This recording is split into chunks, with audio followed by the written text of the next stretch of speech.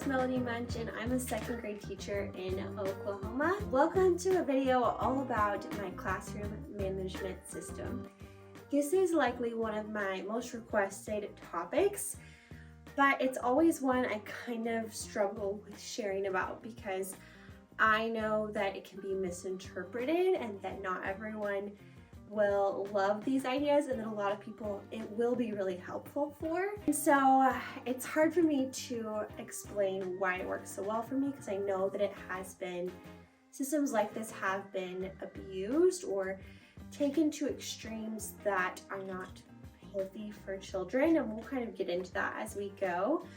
But I've decided I'm just going to share what I do exactly how it is, even though many people that I love and trust may not think it's the best system.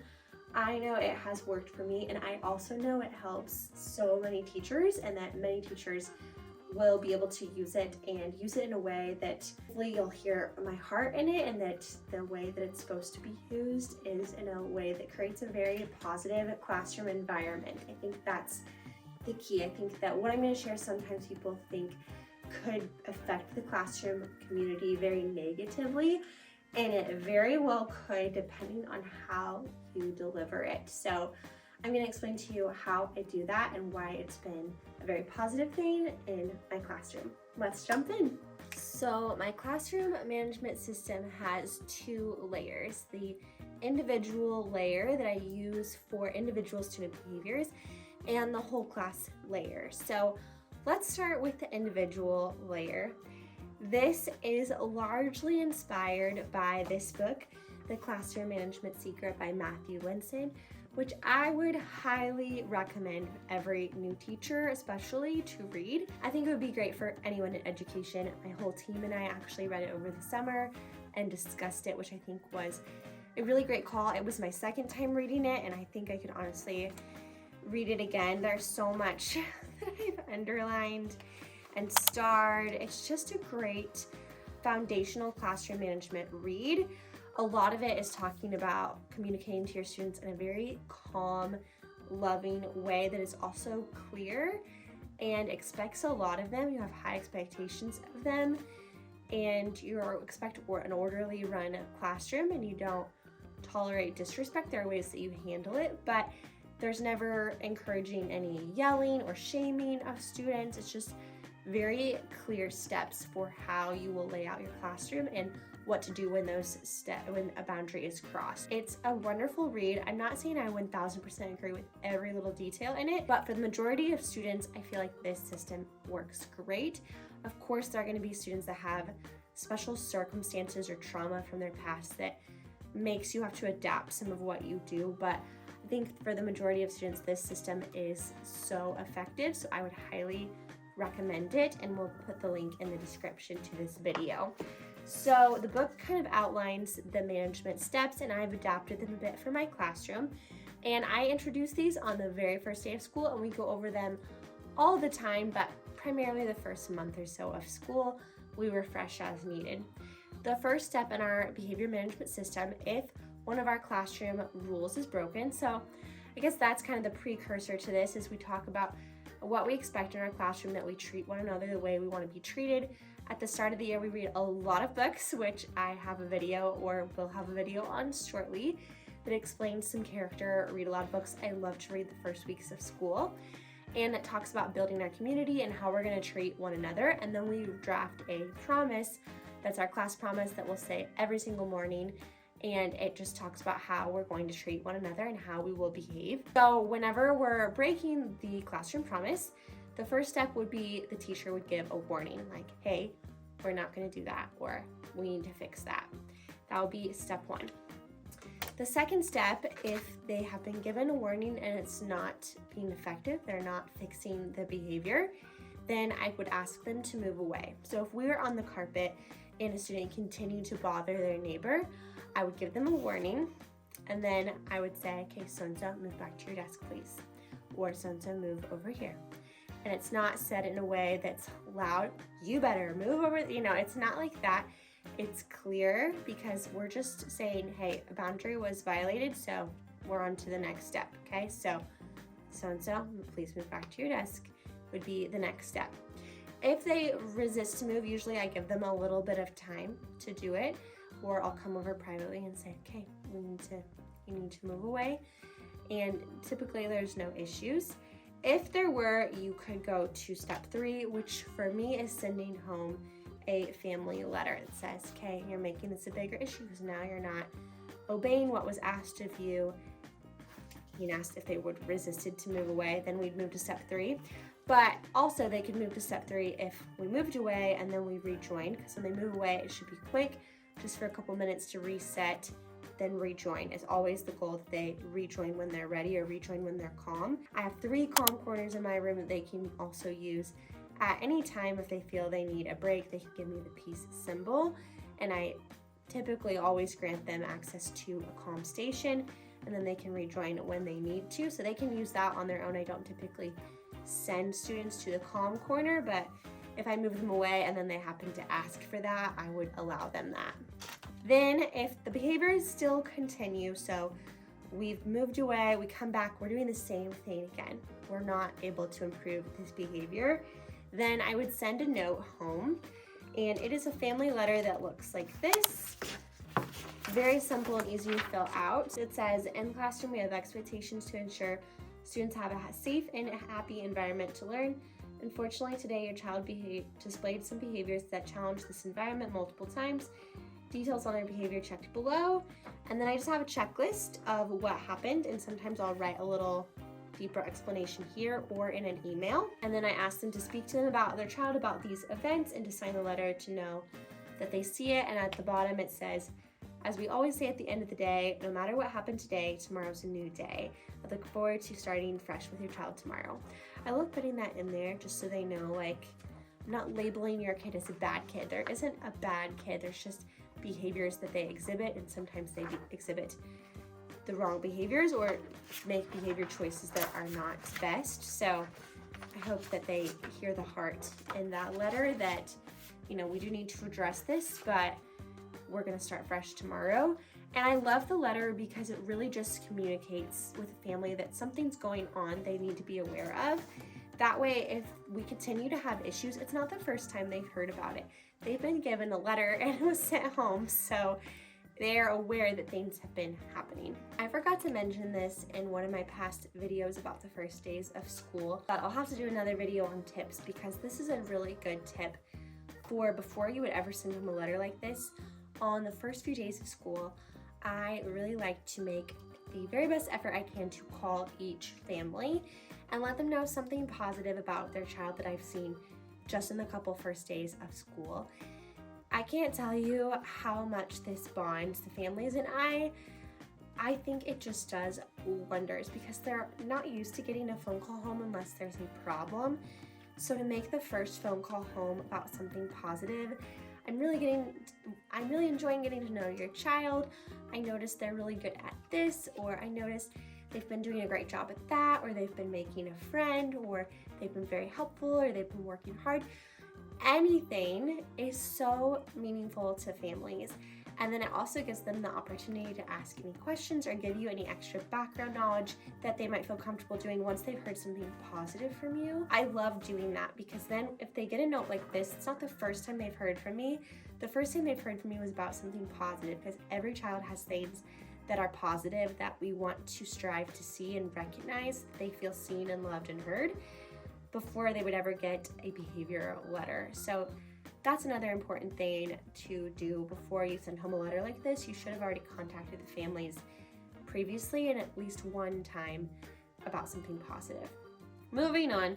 So if the note home has already been done and there's still persistent issues, then the next and last step is sending the student to the office or an office referral. Depending on the situation, this could just be this student needs a break in the office. They have continued to exhibit behaviors, but typically it's not that.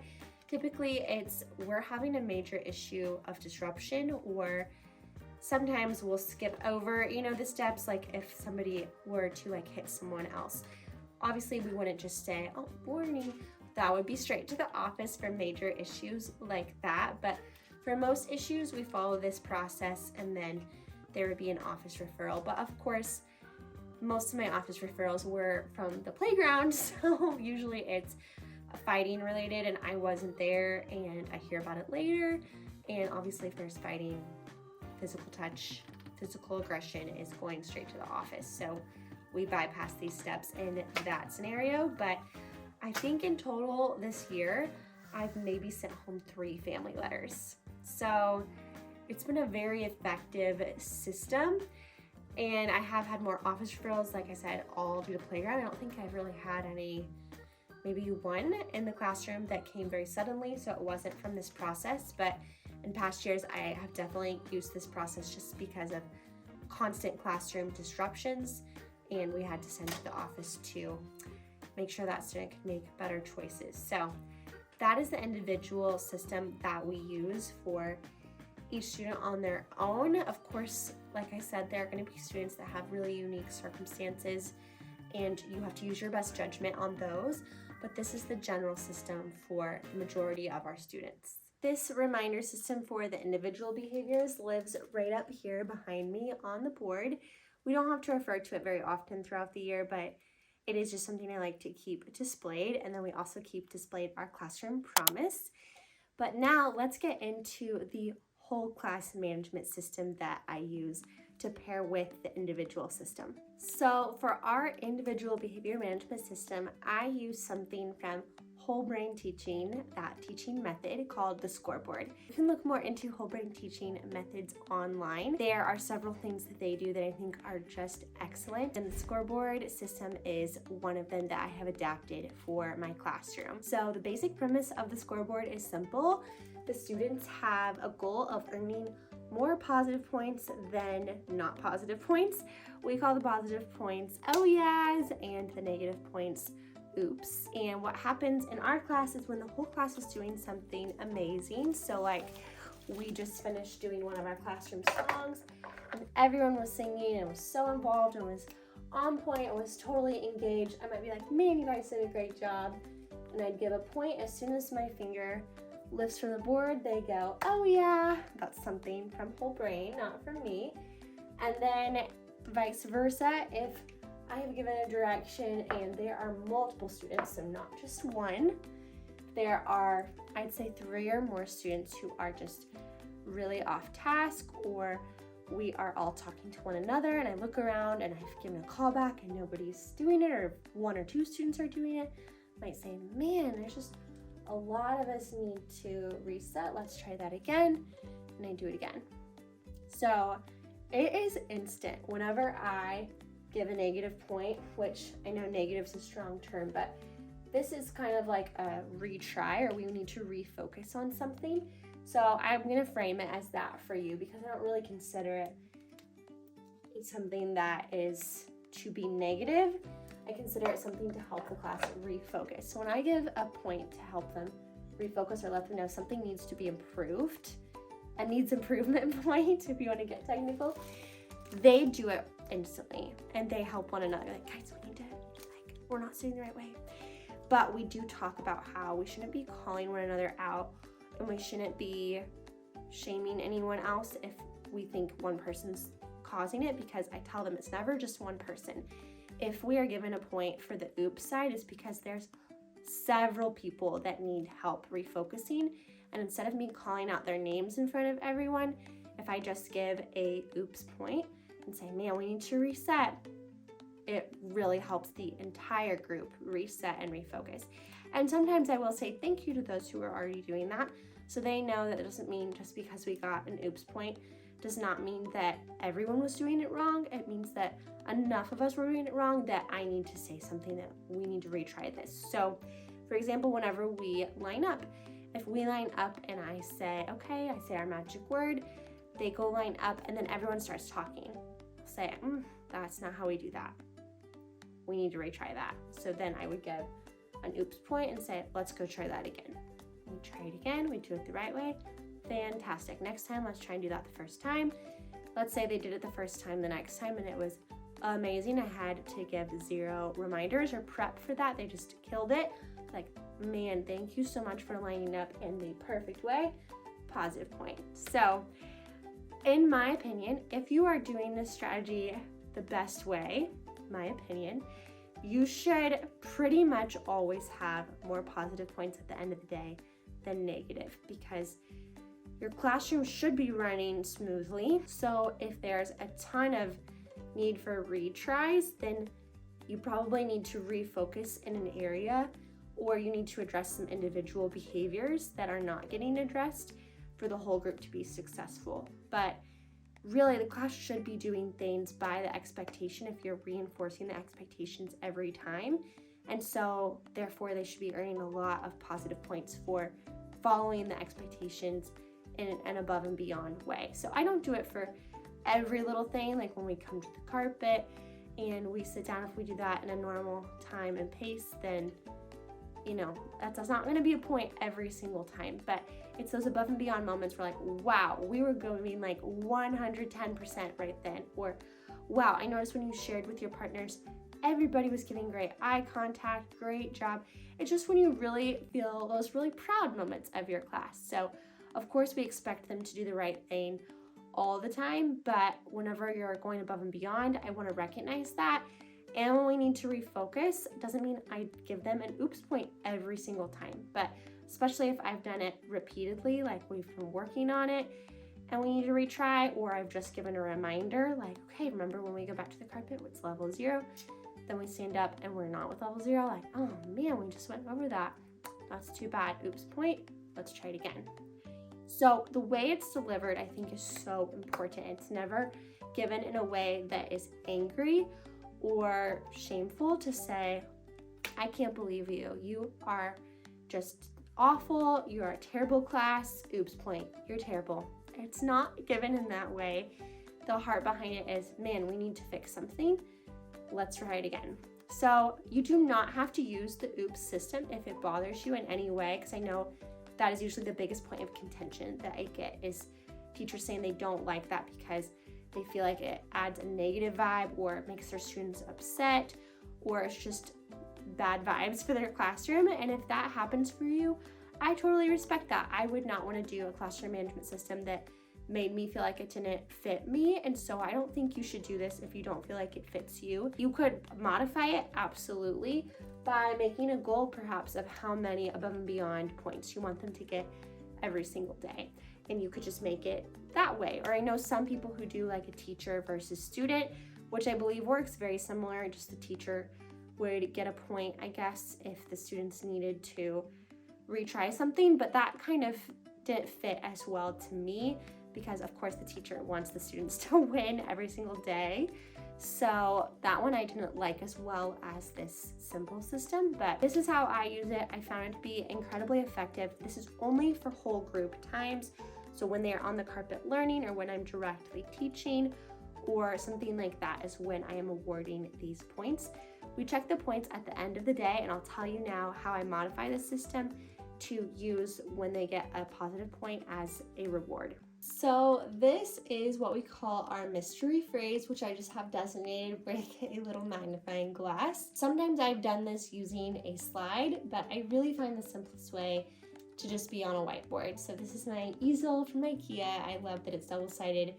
So the chalkboard is on the other side, which I use as our numbered voice level chart, and this side is often what I use as our mystery phrase. So how this works is, at the end of the day, we always have a class meeting where typically a student leader who has the afternoon meeting job will come sit here.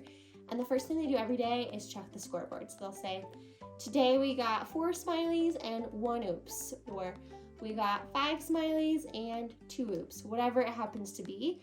In our class, I make a rule that they can earn a double day, which I'll explain in a moment what that means, if they get 5 more smileys than they have oops points. So if they got 2 oops, but they have 7 smileys, that's 5 more, they would be getting a double day. It's pretty rare, but it does happen, and they get very excited when they are close to getting a double day. So how that works is, if they win, if they have more smileys, which, as I explained previously, pretty much happens every day. There may be an occasional day where they tie. If they tie, it's not a win, it's a tie. Or maybe very rarely a day where there's more oops. That's pretty rare in my experience, but it has maybe happened once or twice a year. So in those cases, they would not win that day, but if they win, they get a letter in the mystery phrase. Now, the letter is not like you pick an A and it goes, all the A's get filled in. That's not how it works. It's one spot. Sometimes the spot is an actual letter. So, like, let's say that was a letter they earned that day. And let's say the next day it was here. And we just kind of keep filling it in. Maybe they earn a double day, and so on. But because I hate it whenever they can guess the phrase early, that happened to me my first year. It drove me bonkers when they could figure it out early. I started adding in this whenever they would get a letter on occasion.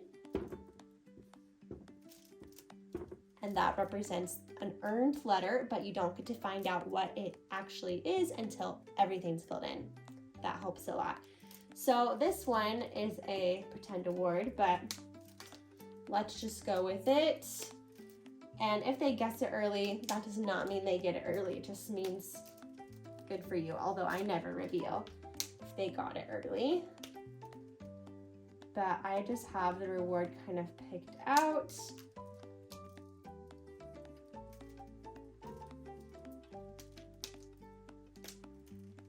Oh, that's in the wrong spot. Okay, there we go. And fill them in as we go. So then I'd have way more question marks than this, but then on the last day I'd say, okay, you have earned all the letters, and on the day they earn all the letters, they get so excited to see what it's gonna be. And then I'd say, let's fill it in. I start filling it in, and they start guessing, and they say, have a bubble party, yay! And then we schedule time to do that reward, typically on a Friday. I try to make these rewards often free, like bring a stuffed animal. We did a camp out day where they could bring a flashlight and a pillow and a blanket, and we got to read with the campfire on the screen. I brought in more s'mores cereal. They could enjoy that. That was a really fun one. We also have done Stinky Feet, which is no shoes in the classroom. We did popcorn and watch short movie clips, like little Pixar shorts before. There's so many things that you can do that are really inexpensive or free. There are also some things I just love to do with my class that I would have loved to do anyways, so I just turn them into a reward, such as making slime, which I have a video on if you're interested in how we do that. It's super fun. And what are some other free ones? Extra recess is a great go-to. 15 minutes of free time.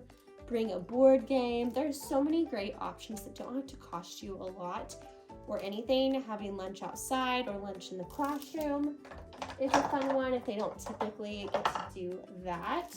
And then I just erase it and pick a new phrase. So I typically kind of have a few that I rotate through every year. And so depending on how quickly they earn double days and earn their letters is how quickly we get that reward. So let's see how many spaces were in that reward. 17. So in a typical school month, that would take at least 3.5 weeks. So about one reward a month is pretty accurate. Depending on how many double days they get, there might be a little bit of overlap there. So I'm probably planning about 10 rewards a year, which in my opinion is a great amount because it's something they can really look forward to. They know it's going to be something fun. It's a little something that I get excited to plan because I love doing fun things with the class, especially as like a fun Friday treat is when we typically earn the rewards. So it's been a great fit for me. Whoa. I know some teachers that whenever they win the scoreboard, they do something small, like have a mini dance party or get a Jolly Rancher or something like that. But I like making it tied into the mystery phrase because then it's something we can work towards, and they just get really excited to get all those letters filled in, and they count how many more they have left and all of that. And it's so simple to set up on your whiteboard. I've used it since my student teaching days because my mentor teacher used the reward phrase idea, and I paired it with the whole brain teaching ideas that I'd seen online. And I feel like they're just a match made in heaven. They work very beautifully together. As an alternative to the mystery phrase, if you have younger students, especially students who are not yet reading, I would instead pair the scoreboard with the star jar. I have different jars that hold different amounts of stars, but ideally this would be taking about the same amount of time, 3 to 4 weeks for them to earn a reward. So I would laminate the jar and the stars and keep the stars in a little separate container. And then I would probably put little magnets on the back of each star. I just have sticky tack on it for the time being. And if this class won this scoreboard, then I would give them a star in the jar. And once they have all of them, then they would earn the reward. I love this because it's just a really clear visual of when the jar is full, that is when the reward is earned. And I would keep double day the same way, the same concept, where if they won 5 more smiley points than oops points, I would give out 2 stars instead of 1. You can find all of these behavior resources and more as a part of my behavior bundle that is available in my TPT store, and I will leave the link in the description. Another tip I will tell you is if you are in between rewards, so say you've earned one and it's time to start a new one, but you're not sure what you want to use yet, and you haven't set up your new phrase, I do that all the time. So don't feel like you always have to have your next one already ready to go. I just start keeping a check mark by our scoreboard. So if they earn more smileys than oops points and I don't have my next phrase ready, I'll just say, okay, whenever I figure out what our next phrase is, you have 1 letter already earned. And I'll just keep doing that. So I think the most we've got to is like 6 or so letters, and so I'll just have a little 6 up here and I'll be like, okay, it's time I need to think of a reward or pick my next reward that I'm going to use, and I'll add that to the board. But just don't feel like you have to have it all streamlined. I get that it can take a little time to figure out what you want to do next depending on the time of year it is and what's going on at your school, and you trying to figure out the best time to do different things. So that's what I do whenever I'm not quite ready. This is what our class meeting looks like. Every day we talk about the scoreboard first, and then we talk about highlights from the day, compliments to give to one another, and any apologies. And that phrase I mentioned in the family letter earlier, no matter what happened today, tomorrow is a new day, is down there as well. That was from Lolo Loves Learning on Instagram. She uses something very similar and I adapted it and thought it was just great. A great way to end the day and give everyone that reminder that every day is new and another day to make the best choices possible. So that is kind of how we run that. This is our summer slide set, but I changed the background based on the season, and all my slide sets are available in my Teachers Pay Teachers store. I hope you enjoyed this video of how our classroom management system works. Again, I just feel it's really key with how you as a teacher deliver the consequences for the individual plan and deliver any retries or oops points for the whole classroom management plan. I really feel it can be done in a loving way that is also calm and helps your classroom run smoothly and stay positive, because at the end of the day, it's our job as a teacher to create a safe and protected environment for students to learn. And when there's tons of disruptions with behavior, students cannot learn and feel safe at school as well. And so it's our job to mitigate that by reinforcing the consequences we say we're going to give and following through with our management and behavior plans. So these are just so crucial. Classroom management makes it so much easier to teach when you have a well-managed classroom, and then you can really enjoy your students. So I highly encourage using these systems in a way that is calm and creates peace in your classroom, and not in a way that would create strife or angry emotions within you. You really have to control how you deliver those consequences and how you deliver whole classroom management in order for the classroom to stay at a positive place and for your students to receive the discipline well. So those will be my tips to you. I also want to say that I hope and pray you have a wonderful admin that supports you as you manage your classroom. I have been so fortunate to work with wonderful admin who always back me up whenever I send a student for an office referral. I know that they are going to receive an appropriate measure of discipline, but I have heard of teachers who send students to the office who should be receiving additional consequences that the teacher cannot give, and they're not being supported. And my heart breaks for you, because I know that as a teacher, we can only do so much. And I know that if you're in that situation, that has to be extremely difficult, because if there are behaviors beyond your control that need support from your administration and you're not getting that support, your hands truly are tied. So my wish for you would be that you get to a school with a great supportive admin so that you can truly love teaching and love managing your classroom. But I know that is not everyone's situation. So I just want to let you know I empathize with you if that is something you are in right now, and I hope that is not your season for much longer. Thank you again for watching this video. I hope that you are able to pull something and make it useful to you and your style and how you feel is appropriate for your classroom. Leave any questions in the comments below and I'd love to get back to them, and I will see you in the next video. Bye!